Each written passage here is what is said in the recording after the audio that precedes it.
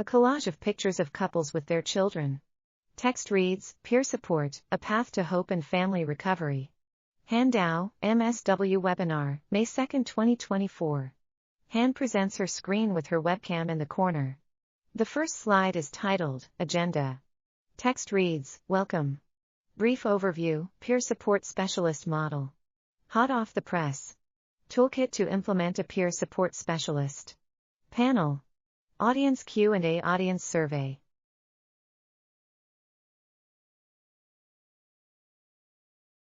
And a warm welcome to all of you joining the webinar today.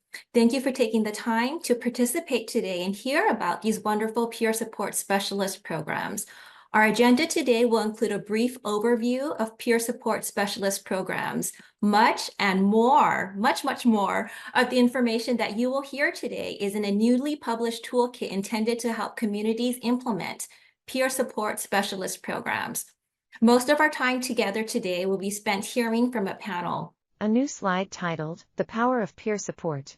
A quote reads, She had lost permanent custody of her 4 older children, so by the time we were involved with her 5th child, it seemed like almost a hopeless case. Gave her the time she needed, she was able to reunify with her son. Another quote reads, A glimmer of hope is possible.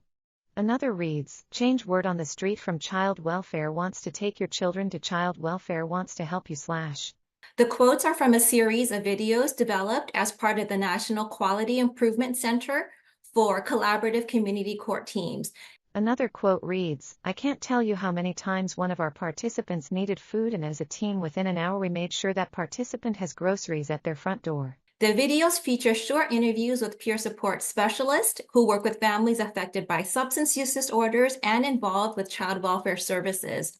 These quotes and the experiences highlight the power of peer support to instill hope, change the trajectory of families, and build bridges between families and child welfare services.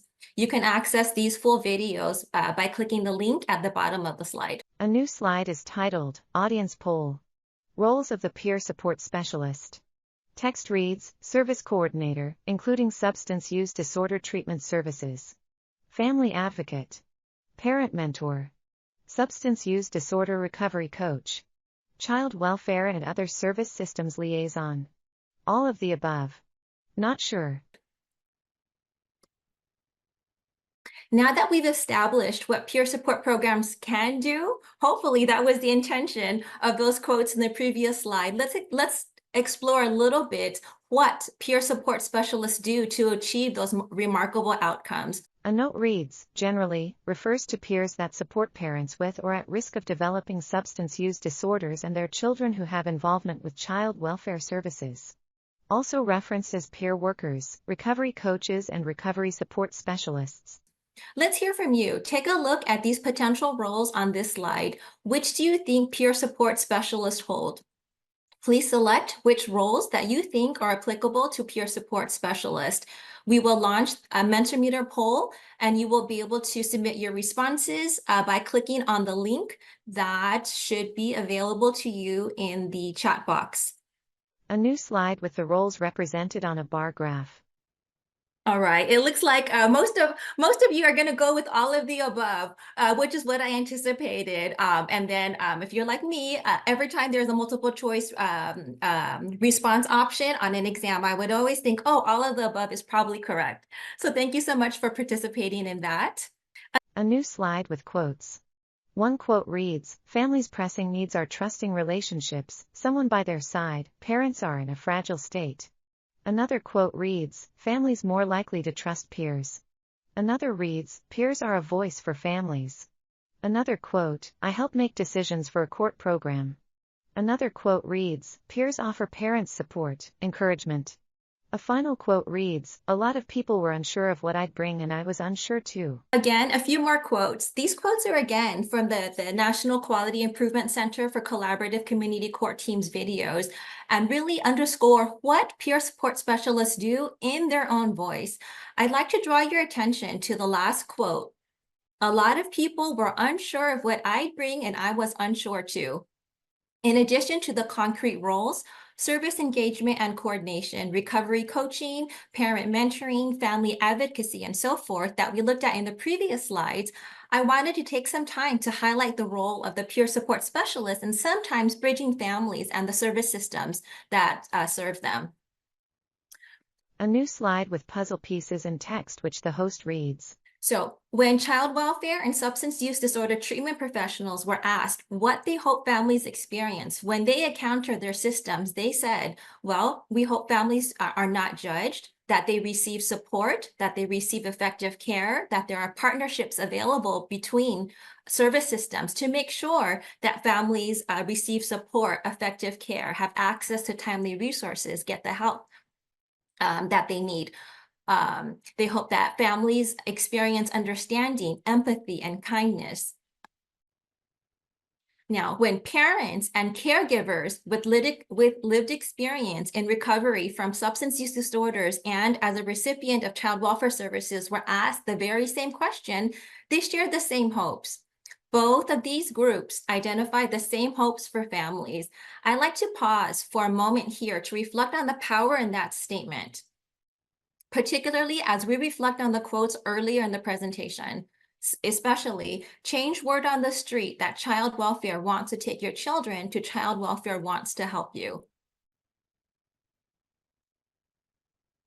A new slide with pictures of families and text that reads, the secret ingredient, what makes it work? The lived experience of peer support specialists is invaluable and a key component in helping to bridge service systems and the families they serve. The lived experiences of recovery from a substance use disorder and involvement with child welfare services is a critical component to engage and support parents and their families. With their experiential knowledge, peers serve as an example of hope that recovery is possible and serve as trusted allies for parents and families as they navigate the child welfare, substance use disorder treatment, and court systems. A new slide with a QR code and text that reads, Peer Support Specialist Programs for Families Affected by Substance Use and Involved with Child Welfare Services. A 4-module implementation course. Pictures of the 4 modules. In today's webinar, I hope that you are inspired to implement a peer support specialist program for families affected by substance use disorders in your community, or at the very least, gain an understanding of how peer support specialist programs help families. Module 1 is titled, Background on Peer Support Specialist Programs and Introduction to the Toolkit. Module 2, Building Collaborative Partnerships to Establish Peer Support Specialist Programs. Module 3, Program Development Strategies to Implement Effective Peer Support Specialist Programs. Module 4, Strategies for Developing the Peer Support Specialist Workforce. In such, the National Center on Substance Abuse and Child Welfare has developed a toolkit to help communities implement a peer support specialist program. A website link, ncsacw.achs.gov/topics/recovery-support-peer-support-toolkit-series. You can access this implementation toolkit by scanning the QR code on the screen or clicking the link on the bottom right hand. You also see one of my colleagues pop in the link to the toolkit in the webinar chat so that you have immediate access to this toolkit. A new slide titled, Implementation Toolkit, Brief Overview. A quick overview of the implementation toolkit. It was developed from information gathered from an in-person focus group in March of last year. The focus group included representatives from peer support specialist programs from across the country.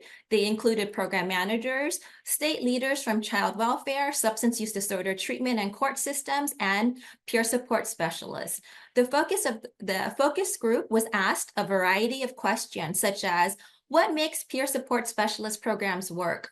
What are the typical roles of peer support specialists? What are the goals of peer support specialist programs? What should communities who are interested in implementing a peer support specialist program know? A new slide titled, Outcomes of Peer Support Specialist Programs. Before we dive into the meat of the implementation toolkit, first, some brief outcomes. Peer support specialist programs have demonstrated numerous improved outcomes for parents, children, and families. These include improved treatment start time and time in treatment, both of which are critical to recovery from substance use disorders. Improved outcomes include decreased rates of children entering out-of-home care. And when children are separated from their families, these programs have demonstrated improved family reunification rates and decreased re-entry to out-of-home care. There is some evidence that peer support specialist programs may improve outcomes for families of diverse racial and ethnic backgrounds. For instance, compared to Black children who received child welfare services as usual, Black children who were served by the sobriety treatment and recovery teams model were more than 3 times as likely to be with their families and not experience recurrence of maltreatment. These outcomes were found at 12 months post-intervention, speaking to the longevity of their approach. Back to the slide that reads, the secret ingredients, what makes it work? Lived experience. Now back to the toolkit. When the focus group was asked what makes peer support specialist programs work, they identified the role of lived experience as critical, particularly the ability to experientially understand the experience of attaining recovery from substance use disorders as a parent and who has received services from the child welfare system. A new slide with a picture of Module 2. Collaboration among the various service systems, including child welfare, substance use disorder treatment, court, and other service systems, was also identified as a key component for the success of peer support specialist programs. These partnerships ensure access to the comprehensive services that help families affected by substance use disorders. These services include treatment and other services for parental substance use and mental health disorders, screening and interventions for children's social emotional needs, parent-child strengthening interventions, housing, nutrition, and other services. Module 2 of the toolkit describes key steps to build a collaborative infrastructure. Some key steps that the toolkit dives into includes convening and building a collaborative implementation team. The toolkit includes tips to develop a shared vision and common goals. Another key step in this process is conducting an environmental scan to identify and understand the needs of families in the community. Environmental scans help identify the demographics and characteristics of the population to be served, including gender, race, and ethnicity, which can help ensure that the program engages the right partners and hires staff who represent the population served, or the population that the program intends to serve. The environmental scan could also include an assessment and review of practice and policy issues in the community, state, or jurisdiction. This could include looking into state certification and licensing requirements for peer support workers, identifying potential funding sources and streams, and assessing the availability of recovery resources in the community. Key here, I know I said a lot in this one slide, but key here is to have individuals with lived expertise on board throughout the implementation and ongoing program assessment efforts. Sorry about that. For instance, as part of the environmental scan, collaborative teams can host focus groups with parents and family members and other community members who had previous involvement with child welfare services and who are affected by substance use disorders. This process can help the collaborative implementation team glean valuable insight into how families have experienced the service agencies with which they were involved and understand the barriers and challenges that they have faced. A new slide titled Program Design, Key Steps with a picture of Module 3. Module 3 of the implementation toolkit outlines key steps to implement a peer support specialist program. These include collaborative development of program goals to ensure alignment between collaborative partners, establishing staff roles and responsibilities, and selecting evidence-informed practices. We will go into a little more detail with the next few slides. And again, a quick plug for the implementation toolkit. You will have access to a lot more information on these key program design steps with the information contained in the toolkit. A new slide titled Develop Collaborative Goals. So collaborative development of program goals is important to ensure alignment among partners. There is variation in goals among peer support specialist programs. Typically, their goals can be grouped into 4 broad areas: increased rates of entry into, engagement in, and completion of substance use disorder treatment, increased rates of recovery maintenance, reduced rates of recurrence of child maltreatment, entry and re-entry, and time spent in out-of-home care, remove barriers and improve communication between child welfare and substance use disorder treatment staff. These 4 goals can serve as the foundation for a comprehensive approach to improve outcomes for families affected by substance use disorders. As you look through these goals, you can see that these goals cross over the substance use disorder treatment and child welfare services A new slide titled, Establish Roles and Responsibilities. systems. Based on the collaboratively agreed upon program goals, collaboratives can establish the expected roles and responsibilities of peer support specialists. Again, there's variation among programs in the roles held by peers, and they can be grouped into 3 general categories: coaching and mentoring, roles intended to improve parents and family service access and engagement, and systems liaison.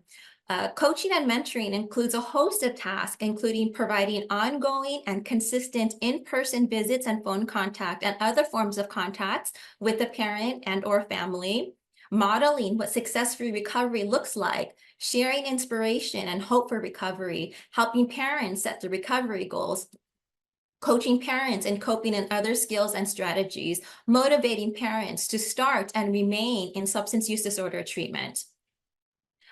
Improving service access and engagement in services could include helping parents schedule their substance use disorder assessments and helping arrange transportation to treatment and other services, helping parents locate recovery meetings, and providing referrals and links to community services. The role of the systems liaison includes working directly with child welfare case managers. This includes perhaps partnering with child welfare case managers or social workers on home visits to the family. This could also include attending and speaking on the parent's behalf during collaborative case planning meetings or sometimes during dependency court hearings. A new slide titled, Clear Information Sharing Policies and Protocols. A list of types of information. Part of establishing peer support specialist roles and responsibilities include collaborative development of clear information sharing policies and protocols. Typical information shared by peer support programs to collaborative partners include parents' progress in treatment and participation in services, as well as the family's strengths and some of their needs. Sometimes challenges for some programs include when parents return to substance use, or there is an indicator of a potential return to use, or there are child safety concerns. First and foremost, clear information sharing policies and protocols are needed to ensure effective communication. These policies should include use of a release of information form that obtains parent consent for disclosure of information, for what purpose and to whom. Collaboratives can use a twice-monthly report that briefly summarizes parents' progress in treatment, such as whether the parent attended individual or group counseling and the results of drug screens. Information can also be shared via collaborative case planning meetings, such as team decision-making meetings, to help coordinate services for families. Programs should be knowledgeable of their state's mandatory child maltreatment reporting laws. Most peer specialist programs fall under the purview of mandatory reporting laws, with the exception of peer support specialists who are employed by attorneys who are then exempt. Peer support specialists who are mandated child maltreatment reporters are required to comply with state laws pertaining to the information they must report, such as if there's a return to use that may lead to child safety concerns. Peer support specialists provide support and coaching that empowers parents to be honest with their treatment team and to be the ones to communicate any return to use on their own. Specialists can educate the collaborative partners on return to use as a potential part of the substance use disorder recovery process and an indication of an unmet need for the team to resolve. These protocols should be part of routine and ongoing training. A new slide titled, Additional Considerations with a picture of Module 2. Additional considerations for implementation of a peer support specialist program include determining the frequency and duration of contacts with parents and whether transportation to substance use disorder treatment and other services is provided by peer support specialist.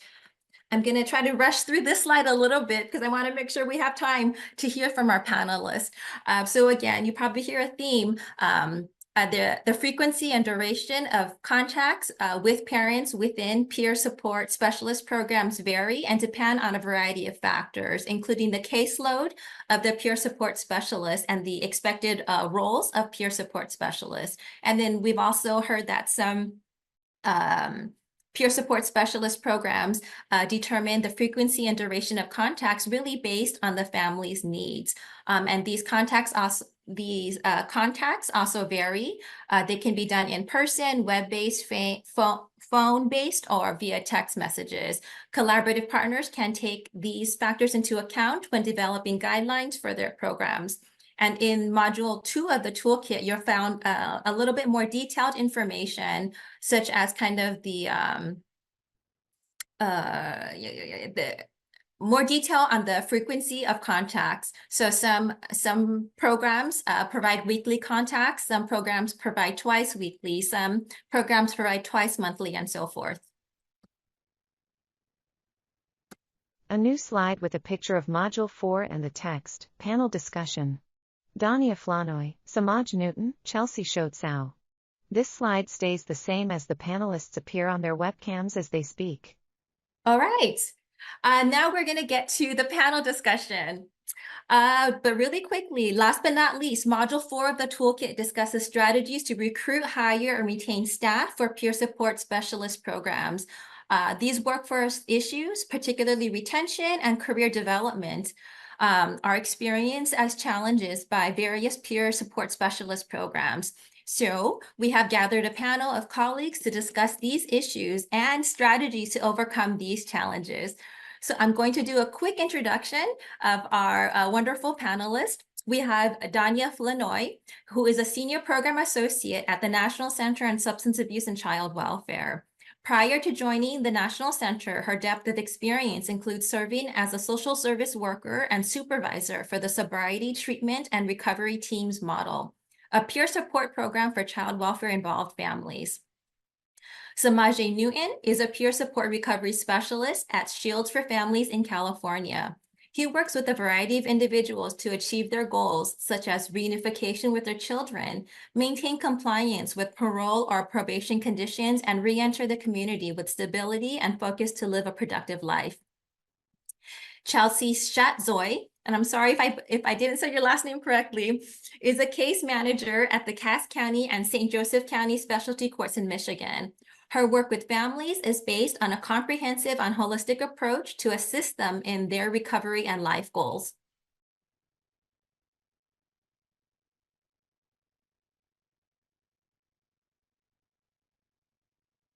So for our first question to our panelists, to start off the panel, let's try to paint a picture for our audience. What do the ins and outs of a peer support specialist program look like? What does a typical day as a peer support specialist or the supervisor of such a program typically look like? Let's go ahead and go with Samaji first. Hello, everybody. Nice to see you. Thank you very much for joining us. And I'm happy to be here, and I hope that everybody's having a blessed day. A typical day as a peer support specialist is what I would consider a great day, a busy day too, also, because we're very busy, so especially with the caseload and the flux of people that we want to help daily. But it's a great day. It's a great day to help someone that might have been through the same thing that you have been through, if not even similar. So it's very great to help your community and help your fellow peers and help people get through things that you probably did not get the help at the time when you were going through it. And you can guide them mentor them, assist them in all ways, provide the resources to them, and let them know that it's someone out here and someone here that can help you. No matter what you're going through, you're not going to go through it alone. And that is a typical day as a peer support specialist. And it never stops, even if you're off the clock. Thank you, Shamaje. Chelsea, would you share a little bit about what your typical day-to-day experience looks like? Sure. Thank you so much. Thank you for having me. For me, my days kind of vary from one day to the next, and Samaje is right. We don't typically take too much time off. We do have some clients who are in need of assistance, in the middle of the night. And so with our boundaries set, we do accept some of those phone calls. So for me, facilitating treatment and recovery groups are a big part of my day. Trainings, helping with our staffing team, some of our more court professionals understand some of our evidence-based treatment and how that affects families and individuals in recovery. Also, kind of being there as a gap filler between professionals that are in the court, more or less the attorneys and the judge and some of the DHS agencies, and then also with the families. We also attend collaborative case management meetings for several of the problem-solving courts that I'm involved with. We do provide transportation for families, children, parents, whatever the need is. Also, generally, we will attend appointments with them just as needed support. Thanks, Chelsea. And then for a little bit of a shift in perspective, Danya, could you share from your experience as a supervisor of a peer support specialist program what the day-to-day looks like? So, Han, thank you for that. And thank you. I'm glad to be here. And just kind of shifting, putting on the child welfare lens, because that the START model is a child welfare service delivery model. So it's embedded in the child welfare agency. So just to give you guys a little context of where I'm going to answer my questions from. And so one of the things you have to consider when you integrate peers into child welfare is that you cannot underestimate the significance of in the change of becoming a recipient of child welfare services to now becoming a child welfare employee. And again, I'm coming from the perspective of the START model, where we hired former child welfare clients as employees. And so that shift is major for that individual and for the office that they're being integrated in. And so you have to really prepare the office environment for that. Peers, they face stigma from colleagues, from families, from leadership when they enter into that change in this role. And so as a supervisor, I had to really be intentional about creating an inclusive environment that is inclusive to them.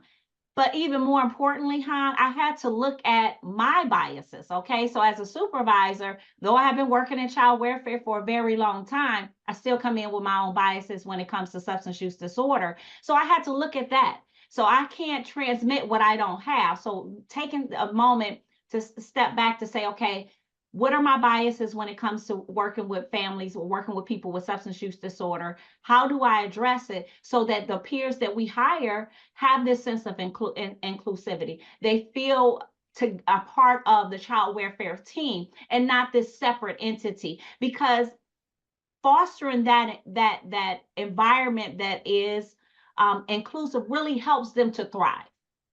It helped our peers to thrive. So really kind of setting the environment, office culture up to receive them and to into this new environment. But also too, as a supervisor, I had to be sensitive in my approach with working with our peers who were in long-term recovery, because this child welfare is difficult. And so being able to make sure that I allow time for them to debrief, create a safe space for them to voice their thoughts, their concerns, what is working for them, what is not working, and really address them though their concerns frequently and quickly, because I wanted our peers to be successful. And so though supervision remained the same between peers and social workers, you do a little style flexing in the approach of your supervision with peers. So not to make them feel different, but just a little special. Thanks, Dania. I think sometimes we also hear from peer support specialist programs, what should be a typical caseload be? And then could you speak to some of your experience in that? Okay, well, again, I had to chuckle because we're talking about child welfare here, okay?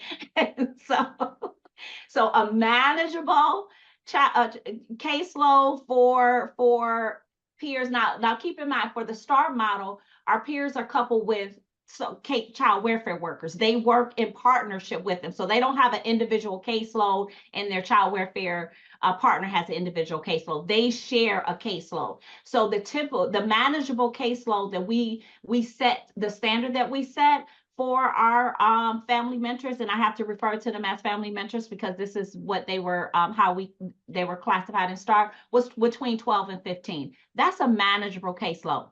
Is that ideal for some child welfare offices? It wasn't for mine because I'm from, it wasn't for mine. Some, it may be. But to truly manage the complexities of working with families who have substance use disorder and the multiple needs that they have, 12 to 15 is ideal. And the START model, because we work with the entire family, making sure that caseload is manageable is very important so they can spend the time to really help parents on the road to recovery. Thank you, Dania, for that. And excellent points from all of our panelists.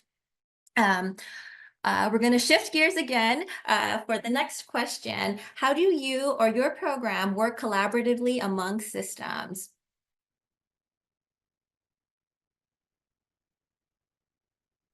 So Samaji, can you share a little bit in your program what that collaborative approach looks like? No problem.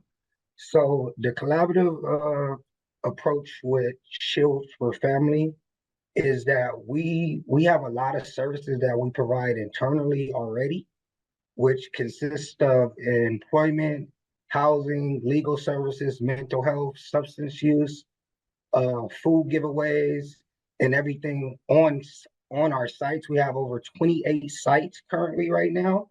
So we have a lot of services within. We also have family preservation and everything. So each one of our sites has a particular field that they work in, but they also can lean over to another site if they need assistance or anything else. We also do what we consider as outreach with our Jericho Vocational Service Program, which is we go out into the community and attend job fairs. We attend resource events. We collaborate with other programs that, even if they are providing the same services as us, the major thing and the major saying that, one of my sayings that I've been teaching all my coworkers is that if we can't get it, or if they think we can't get it, we're going to go and find it. So there's never going to be a time when you're going to be like, oh, Shields couldn't help me with this. No, Shields is going to go find what you need. If you need it, that's what we're here for, and that's what our job is. So our major collaborative thing is outreach, connecting with the other programs, connecting with certain programs that have services that we might not have. So that way, if a client does need, so for example, if we do not currently have transportation currently, because it's always shifting with fundings and resources and everything else, we will find a program that will provide transportation for our client for that particular service or assistance. And we will collaborate with the supervisor, our coworkers, and we would work together to provide the services and assistance that our client needs. And the same with the other program. If they have something, they can be like, hey, I know Mr. Newton at Shields can help you with housing. I know Mr. Newton knows employment and very close with Allied Securities, and he can help you get a guard card. Let me email him. Let me call him. Let me link you together with him to get you these services to make you stable and re-enter into society in the best way, standing on 2 feet and with your head held up.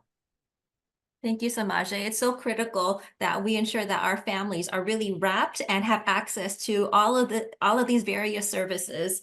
Dania, would you like to add anything in terms of the role of peer support specialist programs in ensuring a family-centered approach?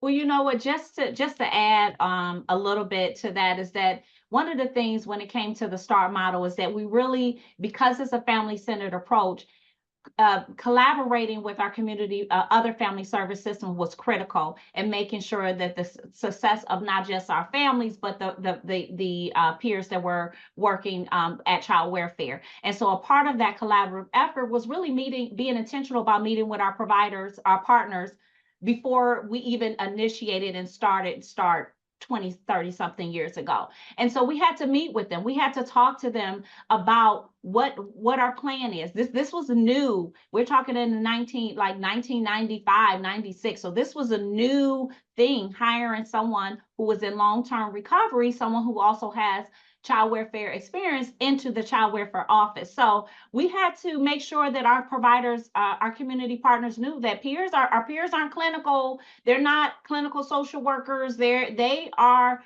someone who is bringing this lived expertise to help work with our families who were struggling at that time with substance use disorder. They are a part of that child welfare team. And so we wanted to make sure our collaborative partners knew and treated them as such.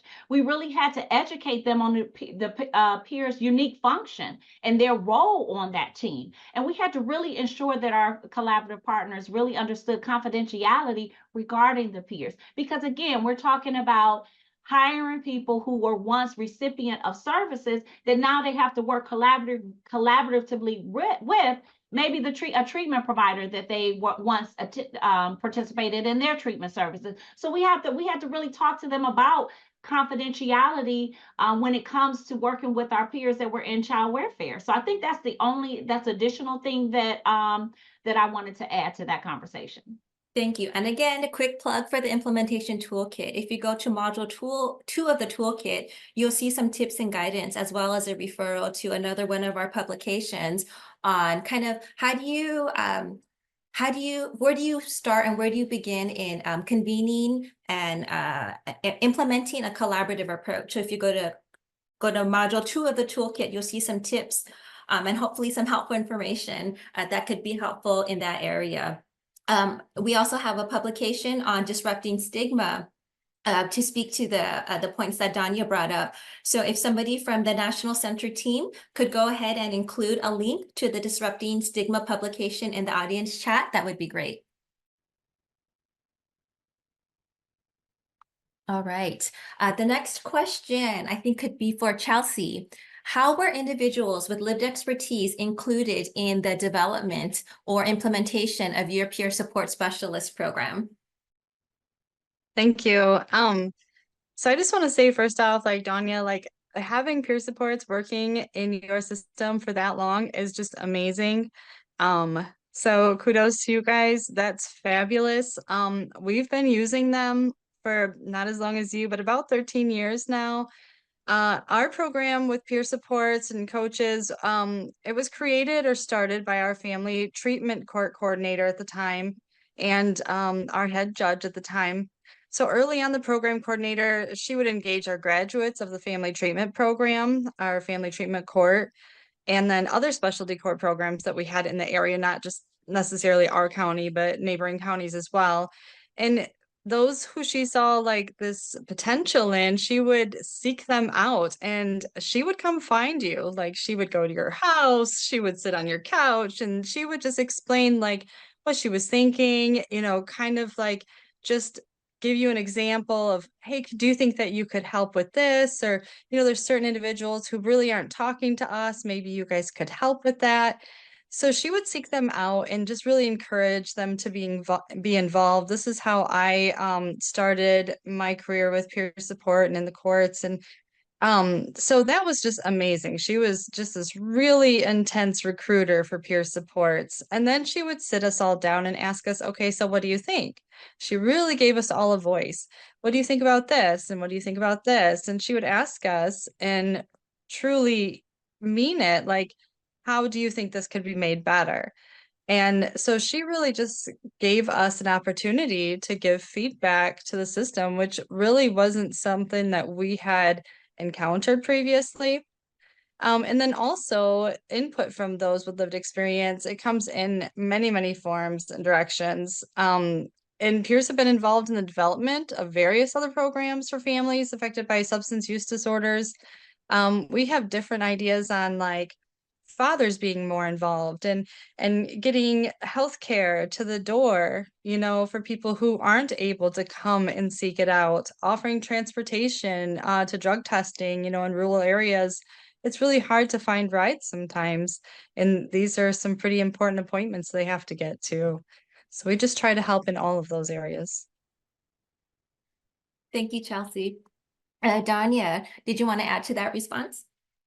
One of the things I was thinking about as we're talking about how do you get people with lived expertise is that one of the things that START is intentional about, what I would say to those who are thinking about implementing a peer support program, is that you want peers who are reflective of the community in which you're establishing your peer program.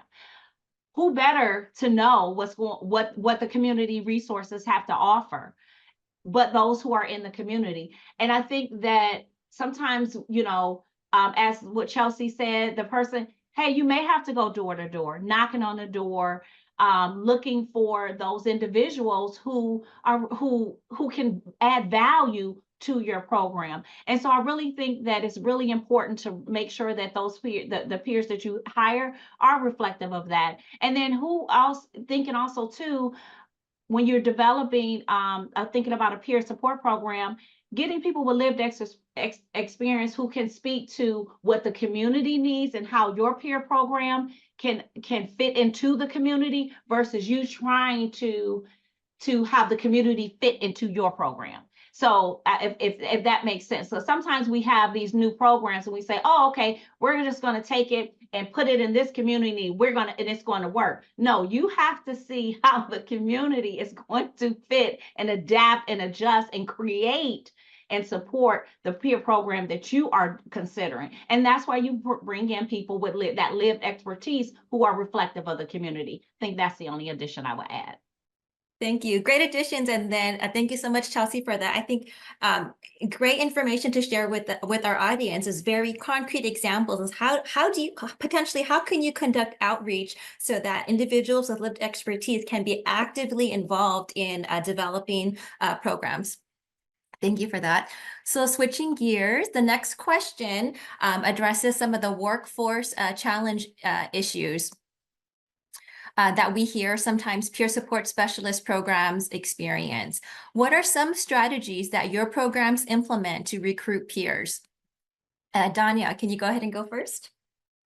Well, and strategies that we use to recruit peers, I think one of the things that we did, we always looked at previous clients who were parents that were involved in our child welfare system and involved in START. We recruited from there.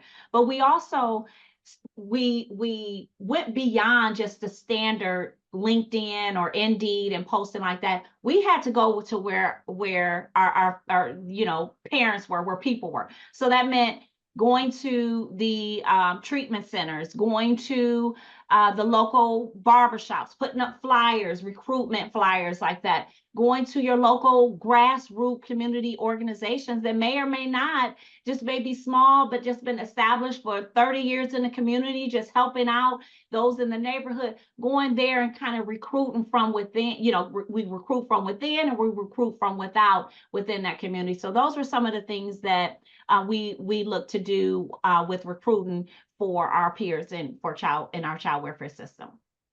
Thanks, Danya. Samaje, anything to add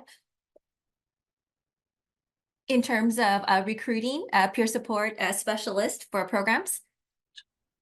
Yes, I'll add a tad bit on that. Ms. Dahlia kind of took it away, but I'll add a tad bit on that. So kind of in relation with Ms. Dahlia, the way she said it, Shields loves to hire within. And the good thing with Shields is that they get to see the growth of the peers because it's a one-stop shop. So if you've attended substance abuse, if you've attended mental health, you're gonna, after you graduate, after you attend and you could get your completion, you basically walk literally three doors down or in the next hallway, and then you're at our Jericho Vocational Services. You're doing job resumes, you're doing cover letters, you're doing mock interviewing, you're getting employment linkages. You have a CHW that's working very closely with you. You have transportation to get you from and to interview clothes provided to you. So the great thing about hiring within and knowing is you see the growth of the peer. You get to see the process. You know if this person is either falling off or if they're not going to go all the way through. And then also you give them chances, which was provided to me. Hey, Mr. Newton, would you like to set in this group? Okay, set in 3 groups. Hey, Mr. Newton, why don't you facilitate the groups? Why don't you see, let's see what you can do and give them chances and provide it for them. And then once the hiring process and the recruit process is done, they have everything they need to get hired. There's nothing else. They didn't have to go anywhere. Shields provided everything for them. And also, I do believe in the outreach part because it is very important, which is something that Ms. Dunya said earlier a little bit. I'm going to piggyback off of that, is to know your community. Where my site that I work in, I live 10 minutes away. So I know my community. I know the conversations that's being had. I know the virus or anything that the community needs within. So when I go to work, I already know the client base that I'm dealing with, I already know kind of what resources is going to be needed or assistance is going to be needed because I've heard this conversation. I've seen this while driving to work. I know what needs to be done or what needs to be changed, or, hey, we need to have extra food banks. Hey, we need to have extra recruitment. I've been seeing people talking about getting in this line of work. We need to go here to the barbershop. We need to go to the food for less over here. I've been seeing a few people standing out doing the work, but not even employed with us. And they're still helping their community with free use with no pay. They would be a perfect use and a perfect source for us. So that's all I wanted to add on that one. Thank you. Again, excellent information to share with our audience. Very concrete how to potentially recruit peer support specialists if you're looking to staff these programs and implement these programs. Our next question is also about workforce issues. There's often turnover among staff, resulting in lack of access to peer supports for families. Could you speak about those challenges that you or your program has experienced and strategies that have been or could be implemented to address those challenges? So Danya, you're first up. So one of the things I want to say for us, because our peers were hired as county employees, government employees, there was often mobility that they can move from within. But as a larger scale, just working with the National Center, just thinking about it's really crucial to create a pathway for upward mobility. And so how do we do that? If you offer tuition assistance, if you offer, additional trainings that can help allow them to move up within your organization. We've had numerous peers, family mentors that were and hired with our agency that will take advantage of our tuition assistance at the time and will become social workers, supervisors, shared decision-making facilitators. They moved up within our county agency. So that's really important. If they're not county employees and they're contracted, making sure that the pay is equitable. We need to pay our peers what they're worth. Okay, we can't say they're so valuable to helping families with substance use disorder, but they're not paid for that. And so looking at that, looking beyond what degree, what piece of paper you have, and paying them based on skills and the lived expertise that they bring to the table to help support your program. So making sure equitable pay. Leave policies are consistent with the organizations they're working for. So if they're working with child welfare and you have separate leave policies, you want to make sure that they're consistent, they align, so it won't cause any tension, because I'm already coming in as a peer, sometimes in organizations that have this stigma and afraid to be treated differently. And so when I know that you may get off for Juneteenth, but I have to work, that may cause some I don't want to say tension, but a little disruption a little bit. So think about that, something as simple as leave policies. And then also looking at what else, if workers or whatever are given bonuses and things like that, how can you compensate your family, your peers, if say for instance they work for a county government and they're getting hazard pay. I'm using COVID as example. You know, some child welfare staff got hazard pay, but peers did not because they were contracted employees. So what kind of tension? What is that again? Further isolating that peer from that you're different than me, but we value what you bring to the table. So those are some of the things that I think how you address working through those challenges that some peer programs may face when they're implementing. Thanks, Danya. Chelsea, any suggestions? Yeah, so Danya, all of that, absolutely amazing. That has been one of the most difficult challenges, I believe. Thinking out of the box is our default, you know, and that's amazing, but also understanding our worth. And when you really see somebody who is able to make a change in your agency, in your community, being able to compensate them, benefits, time off, you know, competitive wages, tuition assistance, you know, encouraging them. Yes, you can go to college, you can get a degree. What does that look like for you? All of those things are amazing and would really, I think, make a difference in being able to keep your peers.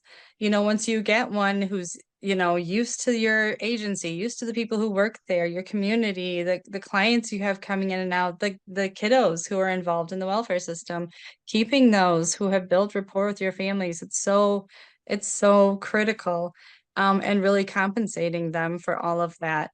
So I think that's amazing. And yeah, that's basically all I would have to say about it. I would just agree with everything Danya just. Thank you, Chelsea. So unfortunately, we have one time for one more panel question, and then I wanted to save some time to answer at least some of the questions that came in from the audience. So the last question that I would like to pose to our panel is, what is one piece of advice you would give to a child welfare program or professional who would like to start a peer support specialist program? Samaje? Mm-hmm. Okay. You said one piece of advice for a peer support specialist program. Oh, what is advice you would give to somebody who is interested in implementing a peer support specialist program? Oh, okay. Well, the advice that I would give is to do your homework very well, talk to fellow peers as of ourselves, understand the hiring process and the process of being a peer. And to piggyback kind of on what Ms. Darn said, we all are human, but at the end of the day, you have to understand that we've been in them shoes and been through things too. So with our workload, our caseload, and everything else, sometimes there's triggers and things that happen. So you have to understand how to treat your workers properly, all in total, but also you have to be fair. The pay rate, the vacation times, the sick times, everything has to be put as fair as possible because it is a tough kind of stigma with peer support specialists coming into the workforce because it's like, hey, why they didn't go to school for this, they didn't do this, they don't have a degree, they don't have this, they ain't been doing this that long, they just went through something. So you have to pay attention to all them things and do your homework and do your studies if you're gonna, especially if you're gonna create and bring into a program, and also understand, to piggyback on something that was said earlier, also understand where and how and what the community that you're putting the program in. Go around and figure out what do the community needs, what resources and assistance do they need, how best to implement this program to assist the community, not just to stick a program here and be like, hey, that's going to help them. That's not going to work. It's not going to work at all. So do your homework. That's the best thing that I can say. Excellent advice. Thank you, Samaje. Chelsea? So peer support programs help both families and the systems that are serving them. From a systems perspective, understanding lived experience from a peer's point of view, it really will assist in understanding the families and individuals that you're serving, and also at the beginning stages of their journey. Pick a peer's brain, talk to them. We are more than willing to talk to you about our experiences, all the weird questions, any of the stuff, you know, that you have questions about that you can't really ask the individuals you're serving currently, talk to a peer who's serving families in your agency or in your community. Thank you, Chelsea. And Danya. So from a child welfare lens, you got to ask, my advice would be, you need to talk to frontline staff. And I'm gonna say we, because I was a frontline worker for a number of years. I was in child welfare for 20 years before coming to National Center. So as a frontline worker, we want to know when leadership comes to them and say, hey, we're about to do this new fabulous initiative. Frontline staff are overworked. We're taxed. We have a ton of cases that we need to address. One of the questions that may come to, I'm going to use myself as an example, that come to mind is, what's in it for me? How is this new initiative, one, going to help the outcomes for my families that I'm serving, going to help reduce my caseload, and ultimately help families stop coming in and out of the system? And so you have to get frontline staff buy-in. Leadership, me being someone who was in leadership in child welfare, we will often just throw things out there and say, this is what we're doing, but without even asking, do you think this is going to work? And if not, why? And how can we make it work? So I think really importantly, just get frontline staff buy-in and input. Thank you so much. That was everybody. I would like to give a thank you and a round of applause to our wonderful panelists. I hope you've learned from them as much as I have in this process.